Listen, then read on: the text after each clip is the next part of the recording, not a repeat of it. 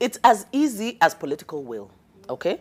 Kenya is the only country in the East African region that has not met the minimum threshold. As in, we haven't even hit ground zero. We are operating below ground zero. So, you know, a third is ground zero. We are supposed to be working towards 50%. We have not. Imagine the strongest economy, the largest economy, and in fact, as Alice said, we actually did a study on the cost of representation, because remember, there was a time they said, oh, the wage bill, if we do the 2/3, it's going to burst the bank. Never mind that the bank is quite burst right now, and we still haven't achieved the 2/3. But we discovered that it would only cost 57 shillings per year, per tax-paying Kenyan. Assuming, worst case scenario, you just nominate women. You know, like just pile in the women, worst case scenario. So that tells you it's not a cost issue, okay? Because representation doesn't consume that much of the budget. But the thing is political will. What we have in Kenya is dishonest leadership. They make promises, and because there has been no political cost to shortchanging women, they get away with it, okay? But there's one of the things you alluded to, I mean, you spoke about Chief Justice Emeritus David Maraga's call for the advisory for the dissolution of Parliament. Yes. Now, that's a political cost, okay?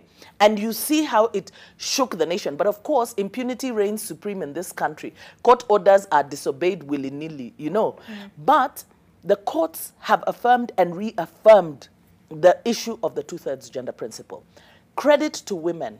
The women have turned out in large numbers, because it's never been that women don't present themselves for elections. It's political parties that lock women out, you know? So we really need, the political parties are the gateway to unlocking this 2/3 gender principle, which means it's the political will. So when we see, I mean, we definitely, 2022, we're going to have an unprecedented number of women on the ballot and contesting major seats, including the deputy presidency, because, and you can't deny the Martha effect. Remember, there's been so much voter apathy in this country.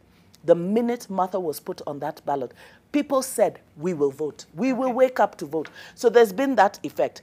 But let me say, I congratulate Kenya Kwanza for even coming up with a charter and making a display. Let's call it a display of commitment, because until the rubber meets the road, it remains a display of commitment. But there are issues, definitely. One of the things that I have with the Kenya Kwanza charter is that it takes women back, because the promise of what is being called the women's an office within the office of the president, that will now handle women's issues, you know? It's called the Women's Agency or something.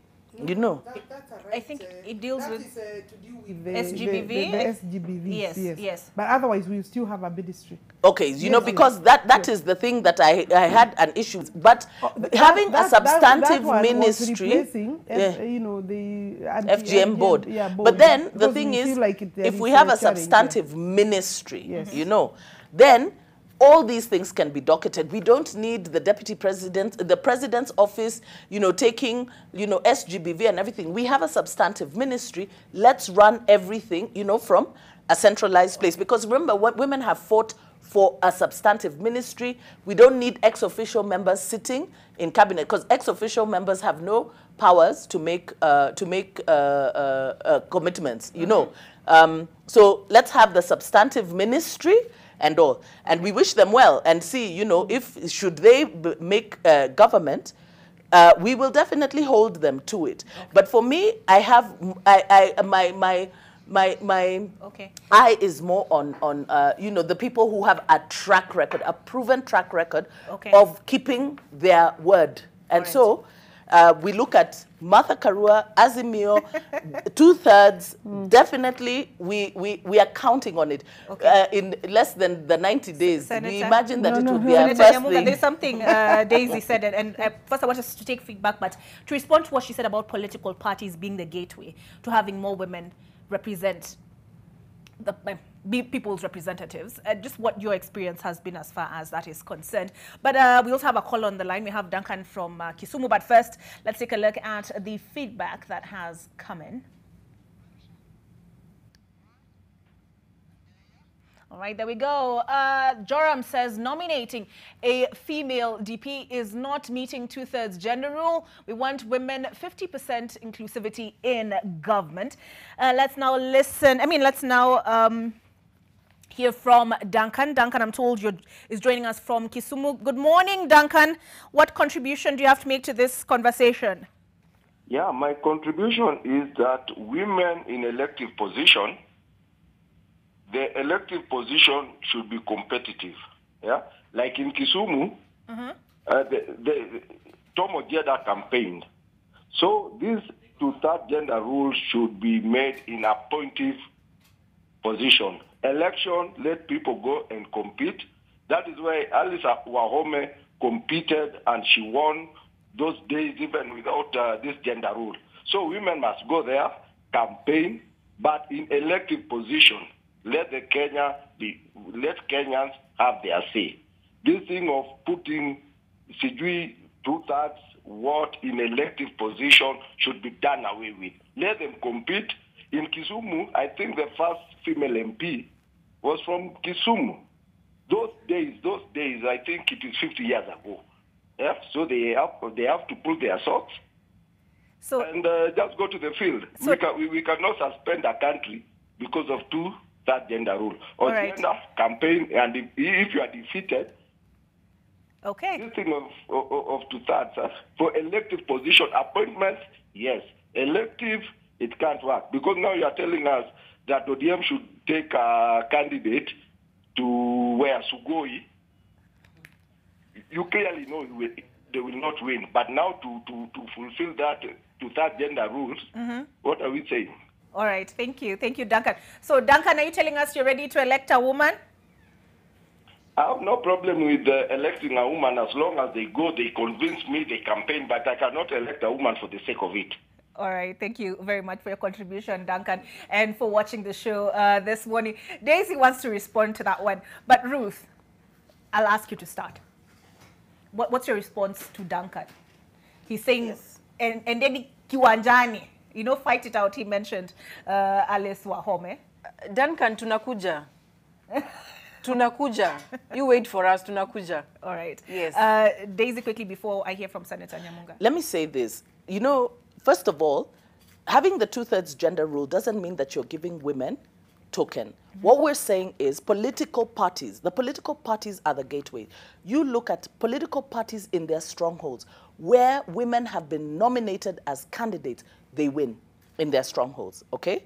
So what we're saying is, number one, our constitution is about inclusivity, a key pillar, and recognizes that there have been disadvantaged groups because of culture, tradition, practice. For the longest time, women were excluded from political participation. The resources necessary to run a campaign, one of the things we've been fighting for is Campaign Financing Act for the, so that it's not a money contest because people don't have the money. Women don't have the money. You've been excluded from accessing, resources, meaningful resources. You can't inherit land. You don't have opportunity for economic empowerment. And then you're put on the same level with people who have all the resources. So we're saying that affirmative action, what it does is that it lifts up the disadvantaged women, youth, persons with disabilities. Because remember, we're not just talking about women. We're talking about youth. You are a young woman. Imagine you are going up against somebody like he's giving the example of Professor Tom Ojeda.